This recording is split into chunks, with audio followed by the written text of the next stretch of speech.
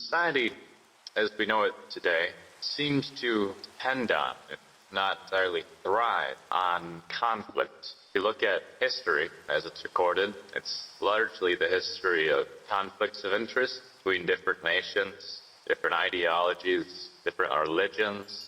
And if you look at all of our mediums of entertainment, everything as we know it seems to be dependent on the idea that there is some kind of conflict of interest. In our sitcoms, for example, we do not watch people who are living completely happy lives, but we watch people who live their lives constantly at odds with each other, constantly coming up with new ways to be in competition, to prove one's own rightness over another person's. And so, in our reality television programs, you hear very often that the people participating in these things are required or asked to create drama, create conflict between each other, because that is, for some reason, what we find interesting. We like to watch scary movies.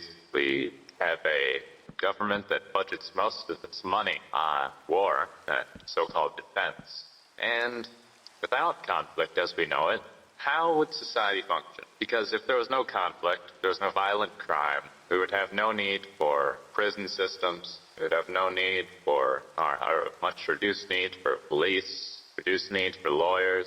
There are so many systems within society that need conflict, and without it, they become completely obsolete. So I want to propose a theoretical here. Suppose that society has changed parts, and there is a complete cessation of violent crime, theft, and you see a lowering of conflict worldwide. You see no more need for shows like Maury. You see no more need for conflict of interest between politicians, because theoretically there's no more need to argue over the correct course of action, because the correct course of action becomes obvious.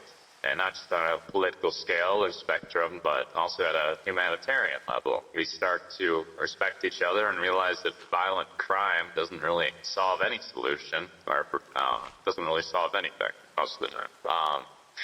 So what does this then do in this ideal? Because this is the ideal, you know. What a policeman should want is that he can go out and he doesn't need to arrest anyone. What a lawyer should want is that he doesn't need to defend anyone, because no one needs to be defended, because no one is, you know, committing any crimes or feels any inclination to do something to harm other people. Shouldn't this be the ideal? I mean, obviously yes, but the question has to be asked, what then happens to all these professions that are dependent on the idea of conflict and dependent on crime? You see, the paradox of society is that it cannot function in its ideal state. If it were to achieve its ideals, then it would have to change completely. So this is opening up a lot of doors for new ideas of how you can, allocate the necessary resources to people if they're not working.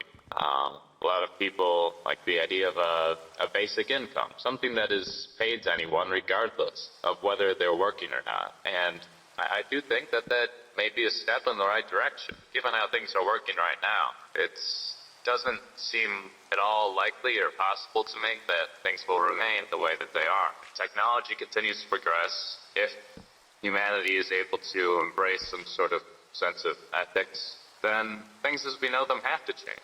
So I'm not really proposing any course of action right now, but as I see it in popular media today, there's no one asking the important questions that I think really need to be asked, which are, where are we coming from? Where are we going? Do we really need to have any more wars, given that most wars are fought over acquisition of resources or land?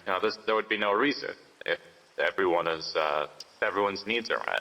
So we shouldn't make the assumption that we ever need to have another war, really. Nor should we make the assumption that everyone needs to be working a job, because that assumption is going to inevitably come into a lot of conflict with itself, because as is made obvious by the fact that prison systems and police would be made mostly obsolete if there's no conflict in the world. And many jobs today are starting to become replaced by technology. So as long as we're attached to the idea that everyone has to be working, that things are going to function in the future just as they have in the past, And as long as we're not open to alternative ideas, then I think that things are going to get progressively worse.